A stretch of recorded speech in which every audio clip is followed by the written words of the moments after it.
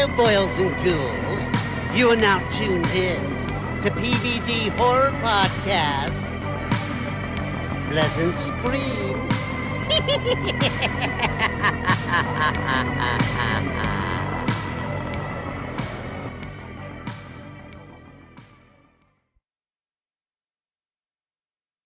Yep. Noah Jupe, said that correctly? Okay, perfect. All right, and thank you guys for having me today. All right, let me just get the send request on. All right. Hey, Dave, we were recording on our end, so I don't need to. Got it. All right. Okay. Hey, everybody. Welcome to PVD Horror. Today, I am here to discuss a very special film. We're talking about The Carpenter's Son, which is going to be hitting theaters nationwide on November 14th of this year. And to join me discussing it today, I have Lotfy Nathan and I have Noah Jupe. Thank you guys both so much for being here. Thank you. So this is a very interesting film. And Lotfy, maybe you can just, for our listeners, give like a really quick kind of brief synopsis of what this film is about. So the film is about a family in the early in antiquity, around 15 AD, that is in hiding, and the young boy in the family, teen, who is discovering some innate power,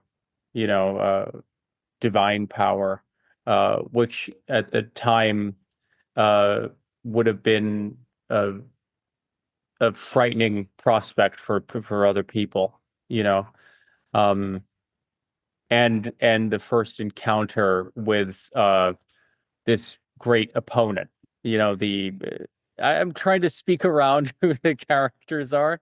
Yeah, but they're notable characters. So let's just put it that way. But that's the synopsis. Is my the buy-in I would like people to have isn't so explicit in the beginning, but yeah. So there is some let's say religious tie-ins in this film. We'll put it that way. And I think that it's interesting too, because like we don't always get a platform to like speak about films that touch on things of this nature within the horror genre. I think that can be sometimes not things that people correlate unless we're talking about like an exorcism film, right? Which this is not. So Lotfy, I just want to ask you, like, as far as kind of getting the label horror or supernatural, I read this interesting quote where you were kind of comparing those genre labels almost to like a painter choosing colors to create an image, right? Do you think people are going to find it shocking to find a story of this nature within those genres?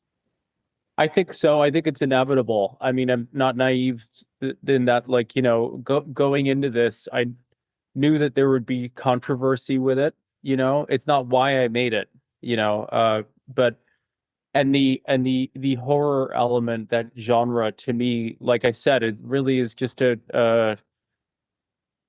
a vehicle, it's a narrative vehicle, and it's to me, it comes from looking at this story and this period with realism in mind, and I don't think it's a bad thing. I think that actually it's part of the strong tradition of Christian art, in fact, and you look at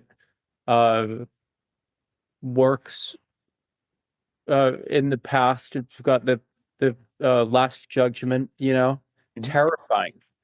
Dante's Inferno. I talk about those things, and I think that those are precious, and that it actually is a very profound thing for people to see both dimensions, what's at stake. So that's really where it comes from. Yeah. As I was like kind of thinking about your statement and watching the film, I'm like, I'm actually kind of surprised that more people haven't seen the correlation between that genre and, these stories, because there's a lot that happens that would be terrifying if any of us were going through these situations, and are somewhat inexplicable to us. So, I'm kind of glad you're bringing a little light into that. And I know that also it sounded like there was some personal connection to telling the story, just as far as like how you came across some of this and wanting to tell that. Yeah, well, I was raised Coptic Orthodox Christian, which is a very devout sect of Christianity, a very old one in its roots.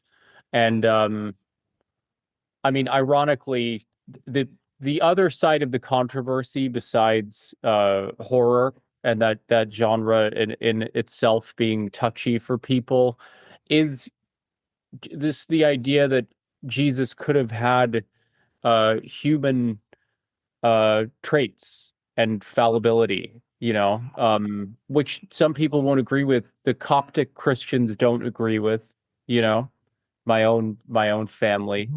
But to me, that was just you know, my relationship with Christianity.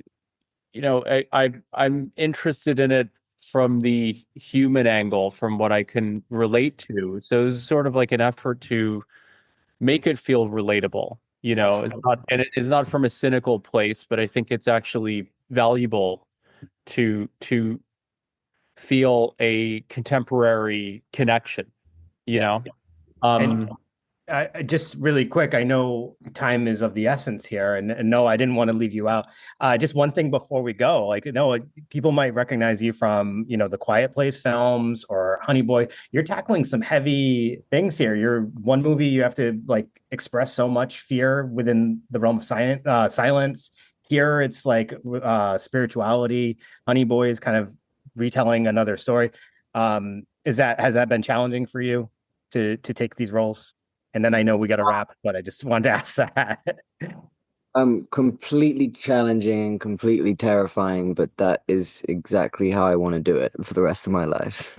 I love that. That's very well said. All right. The Carpenter's Son, Nicolas Cage, FKA, Twigs, Noah Jupe, Lotfy Nathan directing. November 14th. Check it out in theaters. Thank you so much, everyone. And thank you guys for joining me. Appreciate it. Thank you very much. Thank you. Bye, guys.